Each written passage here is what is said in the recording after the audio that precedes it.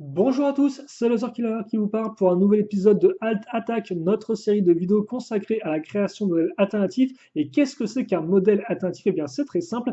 Il s'agit d'une création qui utilise uniquement les pièces fournies dans un modèle Lego officiel. Et donc aujourd'hui, le modèle que l'on choisit, c'est un modèle Lego Ninjago sorti en 2016, si je ne dis pas de bêtises. C'est la référence 10591, le Cryptarium Prison Breakout, ou en français l'évasion de la prison de Cryptarium. Et qu'est-ce que j'en ai fait? Eh bien, j'en ai fait ça, le Sons of Garmadon Sewer Outpost, ou en français, l'avant-poste des égouts des fils de Garmadon. Et donc, tout d'abord, la première chose à dire, c'est pourquoi avoir refait un modèle alternatif de la prison du Cryptorium, car en effet, j'en ai déjà fait un à l'époque, sauf que je n'étais pas entièrement convaincu du résultat. Il s'appelait le Big Block Cell, souvenez-vous, et c'était une sorte un peu de grosse cellule pour pouvoir enfermer des grosses figurines de type, par exemple, Dog Shank ou encore Kilo. Le problème, c'est que quand j'avais fait à l'époque ce modèle alternatif, eh bien, j'avais eu avant tout en tête l'idée de faire une sorte de structure avec des murs entièrement complets, donc avec aucun trou qui dépassait. Or, le problème, c'est que souvent, eh bien, les modèles Lego ne sont pas vraiment faits dans cette idée-là. C'est-à-dire effectivement, ils ne sont pas pensés pour des sortes de gros blocs fermes, sans aucune ouverture. Par exemple, vous prenez des structures. Bon, certaines structures, forcément, c'est un temple Ninjago, sont très massifs et très mastoc, mais vous avez d'autres structures des fois où c'est juste quelques pans de mur et beaucoup d'espace ouvert. Et donc je me suis rendu compte qu'en faisant ma cellule, eh bien, je n'étais pas vraiment dans la bonne philosophie de quelqu'un qui veut faire une grande structure en Lego. Et donc je me suis dit, bah, il serait temps d'essayer de refaire ça, de recadrer un peu mon essai pour le rendre plus intéressant. Et donc c'est avec cette idée-là que j'ai entrepris de faire donc ce second modèle alternatif du Cryptorium Prison Breakout. Et voilà donc le résultat. Et honnêtement, j'en suis plutôt satisfait. J'ai pas cherché en effet à faire des sortes de murs complets. J'ai plus cherché à créer des espaces en fait, différents espaces d'action, de vie, et ce à l'aide avant tout, bah, forcément, des cadres qu'on peut voir ici dans les cadres de porte que j'ai avant tout employés en guise de grands piliers pour pouvoir eh bien, justement découper l'espace et faire différentes parties. Et donc justement, ces différentes parties, elles étaient un peu prévues dès le début car j'avais eu comme idée de faire des ponts avec les pièces de barreaux de prison et donc forcément ça impliquait plusieurs segments. Donc il y a trois segments dans ce modèle alternatif, donc il faut un peu utiliser son imagination et se dire qu'on est un peu justement dans les égouts. Et donc là, entre les structures, si vous voulez, donc entre ces parties-là, là où il y a les petits ponts, il faut imaginer de l'eau qui passe avec là, par exemple, eh bien, ces éléments, ils sont des sortes de grosses plateformes, des dalles en béton. Mais tout le reste, c'est de l'eau, enfin de l'eau d'égout qui passe entre les deux, d'où le besoin d'avoir un pont, justement. Et donc, ça, c'est la première chose que j'avais imaginée. Donc, forcément, qui dit pont dit plusieurs parties. Donc, la première partie, c'est un peu l'entrée de cet avant-poste avec eh bien, une sorte de vieille échelle toute cassée. Voilà une petite lumière aussi pour indiquer que c'est l'entrée et pour allumer un peu la zone. Ensuite, le personnage, donc on va prendre le personnage. Donc, le personnage grimpe ici. Ensuite, il a le premier petit pont. Vous avez le pied de biche qui pend et qui oscille un peu avec, entre guillemets, la légère aération qu'il y a dans les égouts, et donc ça crée un peu une sorte d'atmosphère un peu flippante, on peut dire ça comme ça. Puis après, vous avez donc la seconde plateforme, le second segment, avec une petite barrière faite avec des jambes de squelette, et surtout à l'intérieur, vous avez une sorte de cabine téléphonique, donc une cabine téléphonique qui est avant tout là pour servir de point de contact entre les différents avant-postes des fils de Garmadon. Car en effet, j'imaginais que les fils de Garmadon ont certes envahi les vieilles rames de métro désaffectées, mais forcément, les égouts ne sont pas très très loin, et donc ils ont aussi envahi quelques parties des égouts, et justement, ils ont différents avant-postes aux différentes sorties des égouts, et donc ils peuvent se communiquer directement grâce au téléphone les infos qui passent dans le secteur. Quoi. Donc, par exemple, si les ninjas attaquent, on sait que tel avant-poste est attaqué, et donc un autre avant-poste peut réagir en fonction. Et donc ça se passe avec le combiné qui est ici. Ensuite, notre personnage donc passe le second petit pont, et donc il arrive dans le troisième segment qui est plus un espace vraiment qui est l'avant-poste en lui-même, là où les fils de Garmadon, entre guillemets, peuvent vivre. Et donc là, il y a trois zones. La première, ça va être un petit coin pour manger avec aussi une petite carte posée ici, tandis que en dessous, alors je vais revenir là par contre, excusez-moi, j'ai un peu, voilà, prendre ma caméra juste parce que c'est vrai qu'on est un peu loin et autant que ça faire, voilà, vous montrer ça un peu mieux. Donc la cabine téléphonique et ensuite donc le second segment.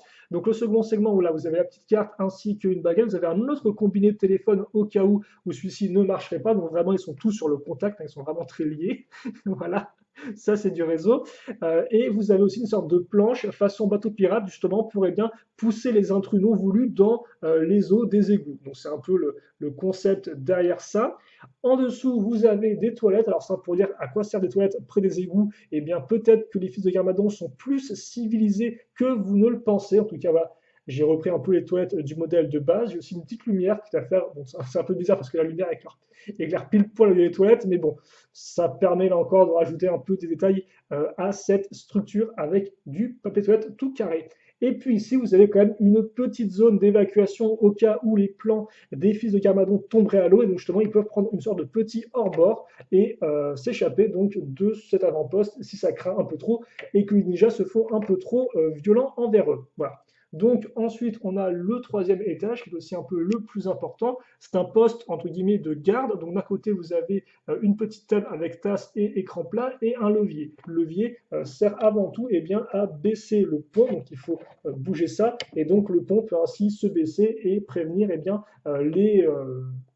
les attaquants non voulus d'arriver et d'attaquer l'avant-poste. Donc ça, c'est le concept derrière le petit levier. Voilà, excusez-moi, je ne veux pas que ça se casse.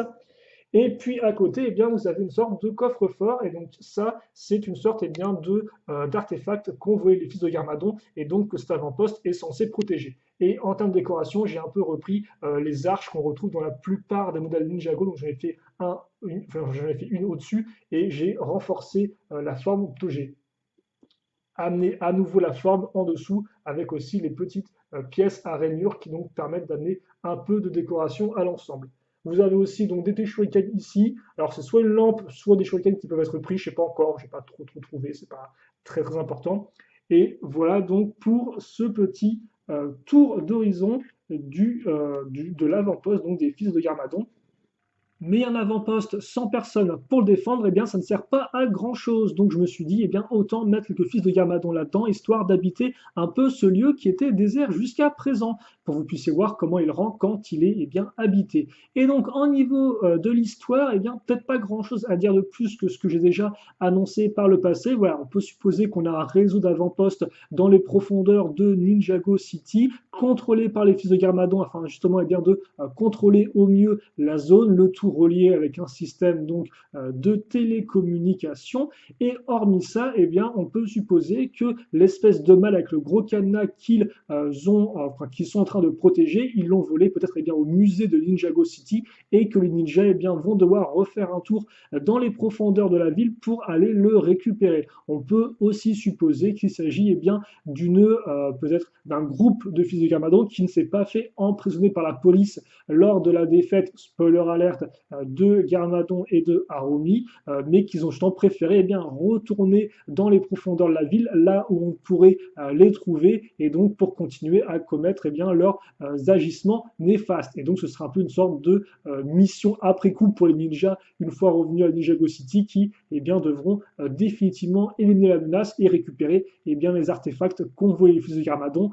Ces derniers, je pense qu'ils les ont volés avant tout pour pouvoir les revendre au plus offrant ensuite et se faire de l'argent, tout simplement.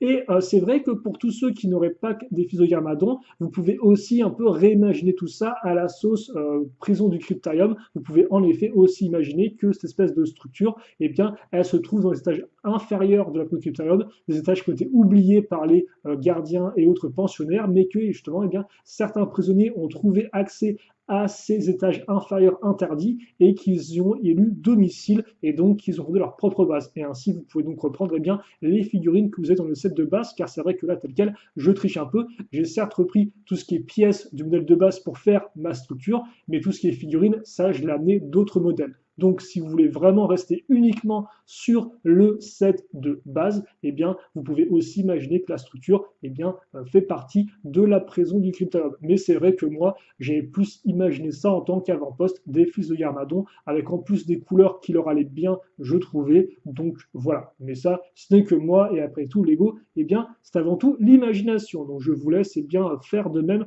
avec ce modèle ou avec vos propres modèles. Et en attendant, eh bien, je pense que j'ai tout dit sur cet avant-poste des égouts. J'espère que vous l'avez apprécié. Et si d'ailleurs vous l'avez apprécié au point de vouloir le reconstruire, eh bien, je vous rappelle que la seconde partie de la vidéo sera consacrée justement à la construction du modèle étape par étape pour que vous puissiez vous aussi eh bien, le reconstruire chez vous si cela vous intéresse. Et puis, pour le reste, questions, commentaires, allez-y, n'hésitez pas. Et enfin, eh bien, je pense qu'on se retrouvera pour de prochaines vidéos. En attendant, passez une bonne journée, une bonne soirée, une bonne tout ce que vous voulez, et à la prochaine. Salut à tous et à toutes.